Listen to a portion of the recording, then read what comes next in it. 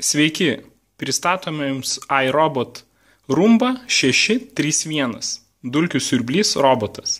Šis modelis nėra labai unikalus, tai yra 6 klasės iRobot firmos gaminys ir taigi apžvelkim, ką jis turi.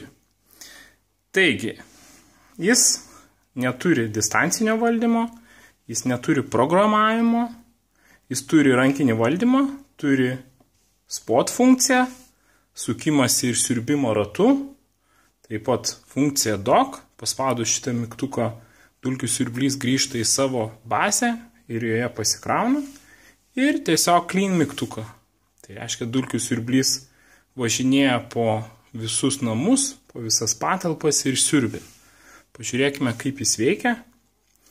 Na ir ką dar galime apžiūrėti, tai matome, kad yra rankena. Iš jos galima taip paimti siurblį, kas yra patogu, nešti. Kaip atrodo iš kitos pusės. Tai matome, yra šepetukas. Taip, ratukai. Ir tai yra juodas šepetys, guminis ir toks vat su šereliais. Tai šiukšlių dėžė jau užsipildė, viską tik siurbiau. Na ir galime pažiūrėti, kaip šitas siurblys veikia. Taigi, paspaudus mygtuką clean, kol kas dar neįsijungia, bet paspaudus antrą kartą turėtų suveikti šitą funkciją. O pažiūrėkim, kaip veikia funkcija spot. Ir spaudžiu spot ir jis turėtų dabar suktis ratu ir siurbti viską clean.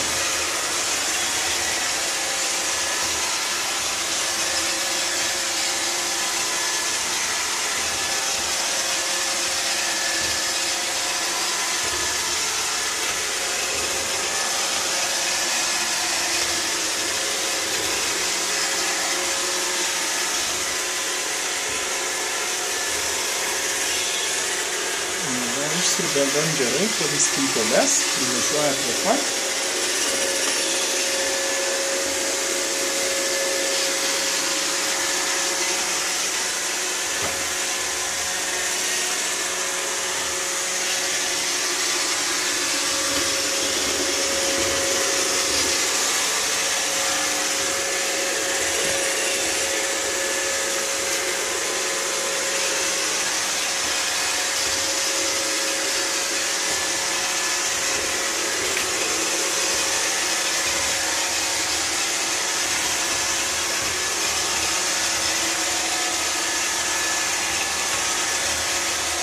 Mes siurbė tikrai nemažai laiko ir jis sėkmingai išsiurbė savo plotą ir sustoja.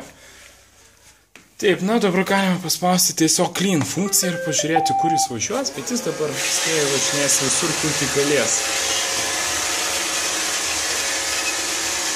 Taip, štai toks yra dulkių siurblys. Jis kartoja funkciją dar kartelį spot.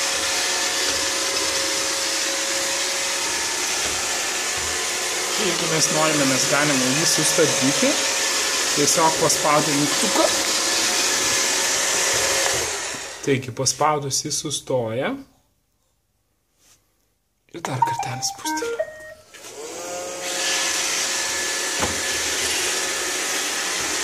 Taip, jau matau, kad funkcija spot baigėsi ir dabar siurblys važinėja ten, kur jis nori.